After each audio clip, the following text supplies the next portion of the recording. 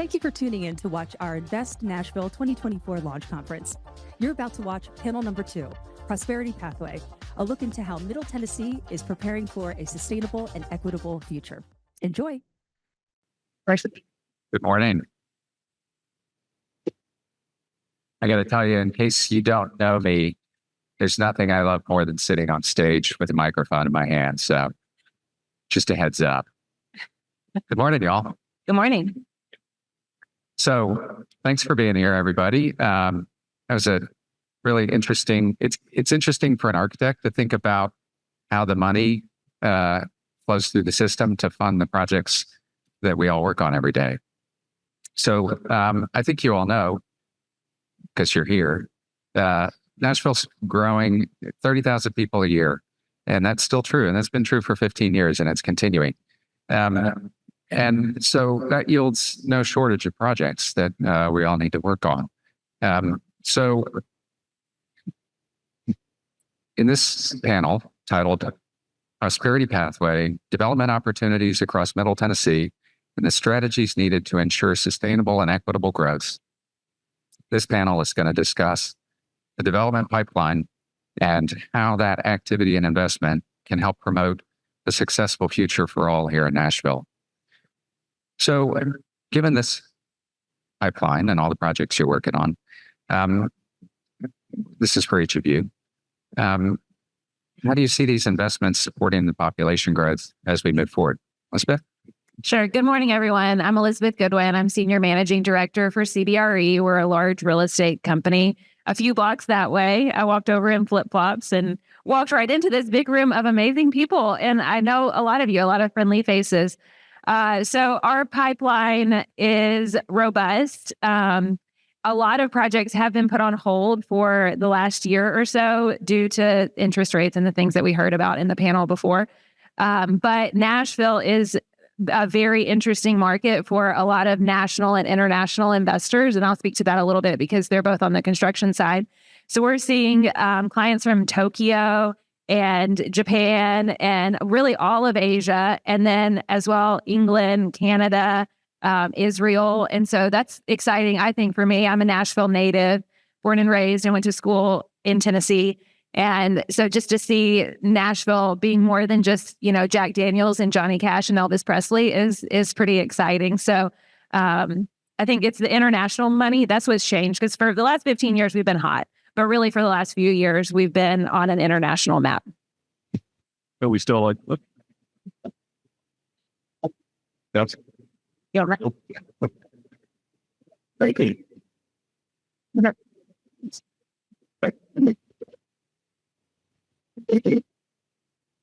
Mic check. No one wants to hear from me. I'm going to talk anyway. There we go. I was going to say we still like our Jack Daniels anyway, though. Yes, that's right. We are more than that, but we don't want to get rid of Jack Daniels. So John Vardaman with DPR Construction. We're a local builder with a national presence here. As Shane said, I'm sort of transitioning for the last year out of my role leading the business unit here into more of a national role focused on advanced technology, which is data centers, advanced manufacturing, which has really been an interesting sort of ability for me to compare and contrast what I've seen in Nashville over the last, 6-7 years, and what I've seen in other places around the country and around the world as technology trends shift. I think when we talk about what is supporting the infrastructure, what's supporting the growth around here, to me, it's interesting just to reflect back. The first one of these I did, I think, was in 2021. It was via Zoom. If any of you were there, you remember it was as good as a Zoom convention can be, which is still pretty terrible, but we were there, we made it through it. But one of the questions at that event and at other events, sort of around the late teens and early 2020s, was how is the sort of success of Nashville, will that ever ripple out and support the outlying communities, the broader Middle Tennessee? And I think it's funny now these days we're asking ourselves, well, we're developing way too much in the outer areas, and we're sort of struggling with that problem. And I think that's a great problem to have because it shows we can address our own issues.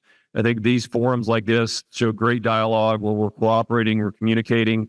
And I think as I go around the country and I look at other other locales, other sort of regions. That's not always the case. And so I think that type of environment is really what's supporting our growth here. I think that will continue to support our growth here as long as we sort of maintain our focus on that. And we're talking about, how do we sort of do the right development in the future? As long as we're talking about that in these forums and as public with the influential people in this room, I feel pretty confident about it going forward. Good morning. I'm Suzannah Gills with Centric Construction, business manager for our Nashville office.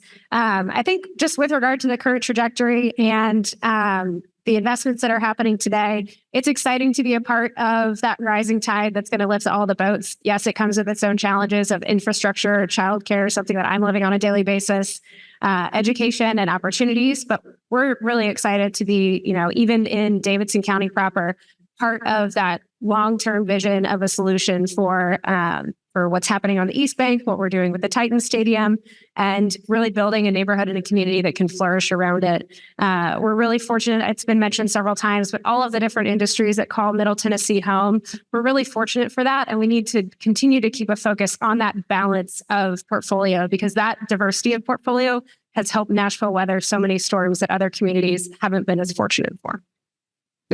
Yeah, we're all touching on the growing pains that come with this kind of intense growth, transportation, childcare, everything else. So what factors are influencing y'all in your work to try and manage that growth?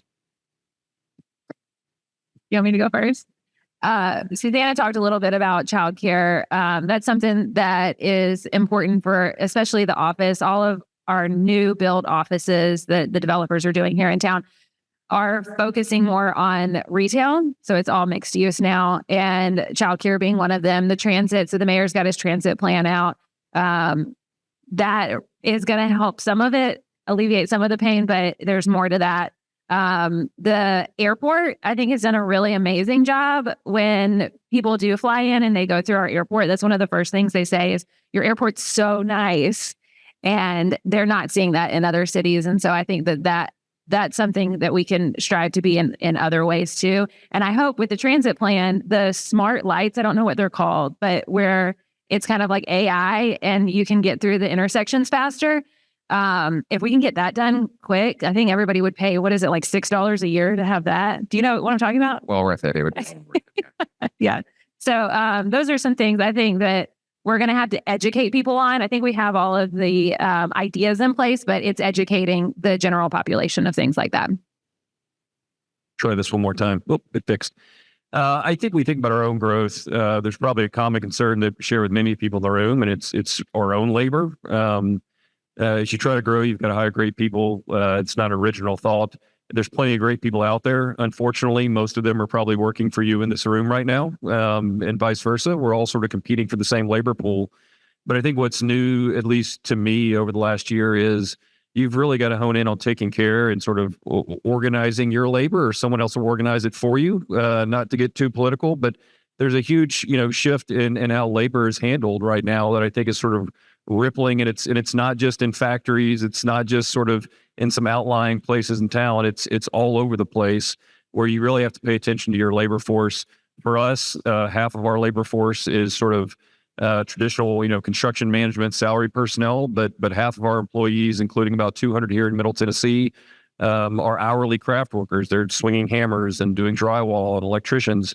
And so we really also have to pay attention to how do we develop them? How do we grow and educate them along the way? And so I think that for us is how we manage our growth. You also just said briefly, the pain of development. And it pains me to say this as a builder, but I think we have to acknowledge that as we become bigger and a hopefully better community and city, development should be a little painful. If we're honest, we've gone from needing to grow more to, I think, instead of more, it's got to be better. And I know that's not always easy to hear, but it's harder for me to shut down a city street in downtown Nashville today than it was 3 years ago.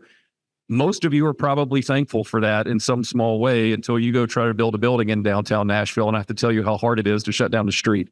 And so again, I would go back to that conversation with the stakeholders in the room, developers, city administrative officials, and just the general public, that we have to balance that development the levers on that throttle so that we are making it a little bit painful, but we're controlling it and we're making it better as we go.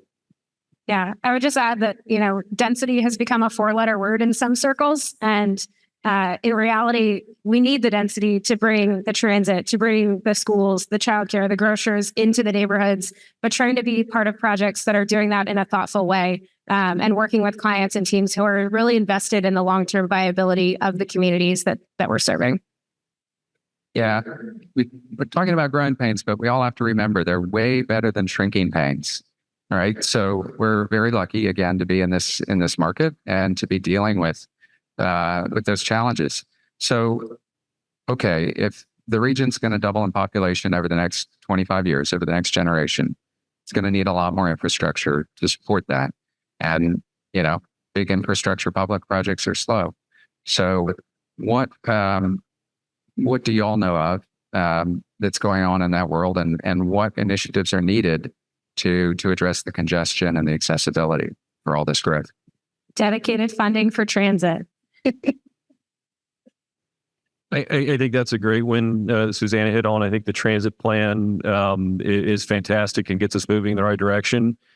I think when I think of infrastructure, and I'm just a builder, so I'm just going to follow what the bankers said. That's why they went first. I just say what those guys say. They're the smart guys. But I can't remember if it was Johnny or whoever said up here, the education piece to me, like that is a hugely important piece of our infrastructure. If you look back, several decades ago, it wasn't that long ago, the number one industry in Nashville was hymnal making. And then we transferred to healthcare, and now we're on to some leading financial institutions and Oracle, and the combination of those things. We've got high-tech manufacturing, and it's very diverse, which I think is great. Suzannah said that earlier. But how do we predict what's going to happen in the future, and how do we sort of prepare all the people, the 30,000 a year that are moving here? We've got to have great education resources. I think we've got a tremendous foundation for that with our premier higher education universities here. MTSU, our previous moderator, is a good example of that, but also the TCAT system and some in-house training programs that private industry are going to have to host to make that workforce as they come in sort of mobile. To me, that's a huge need for our infrastructure beyond just the physical infrastructure.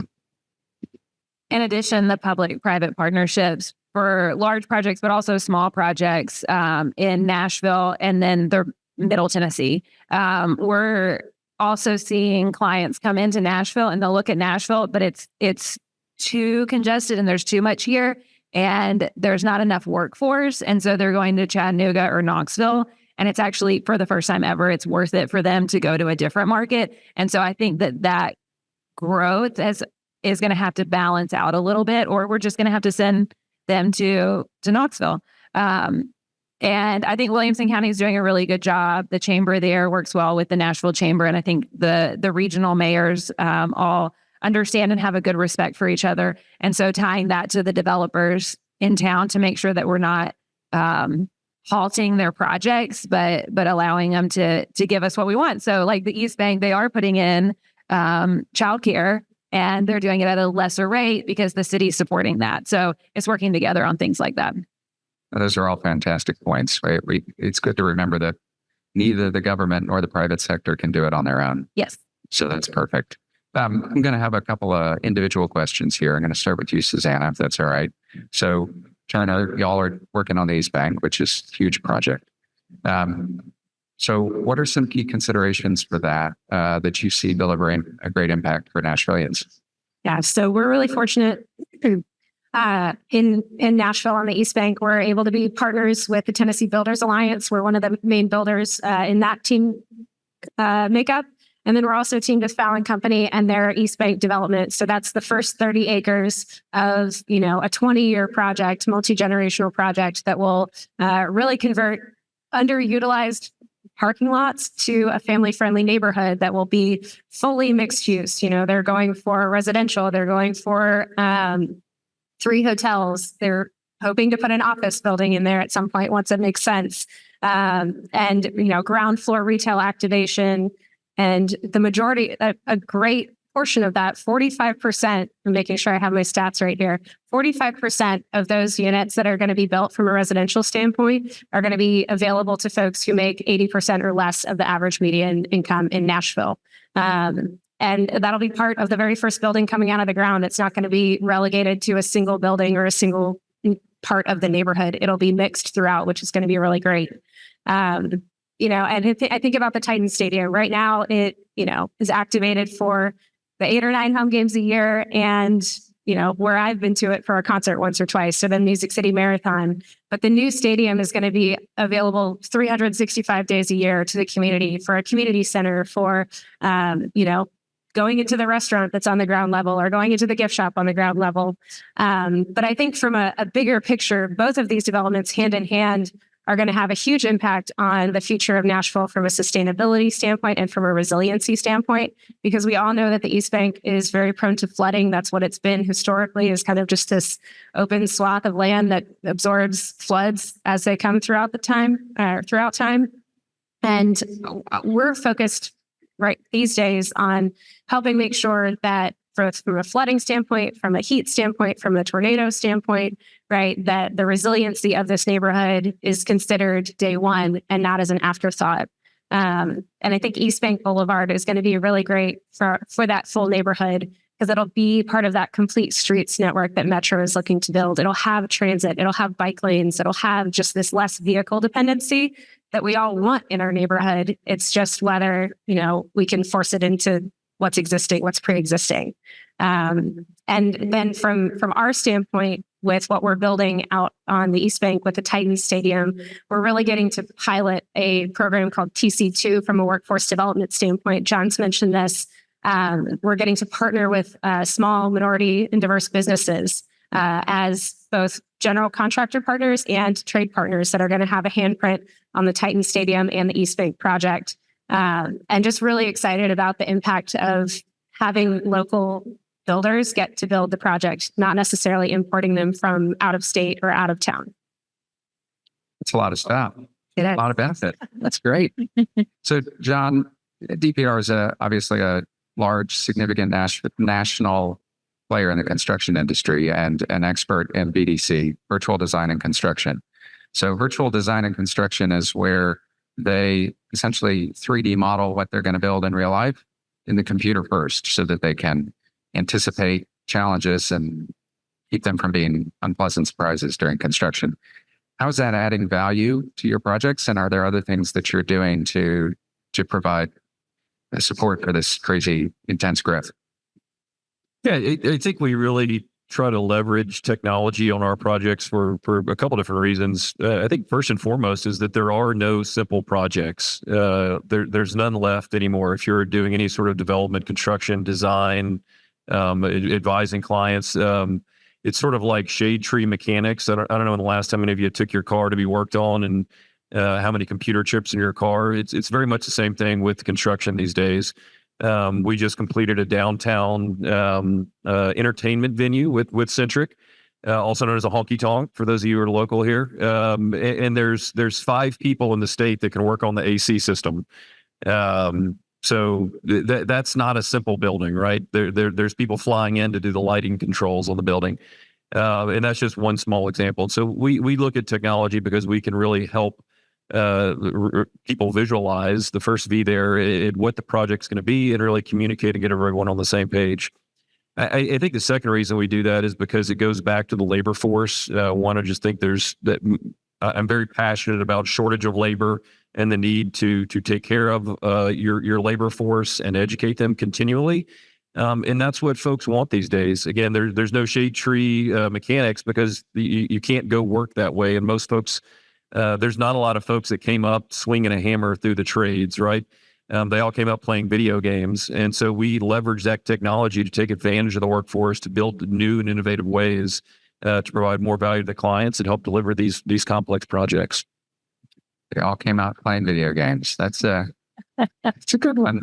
So Elizabeth, healthcare real estate is still one of the strongest sectors, which I didn't realize. How is that affecting CBRE, and what opportunities does it present for Nashville?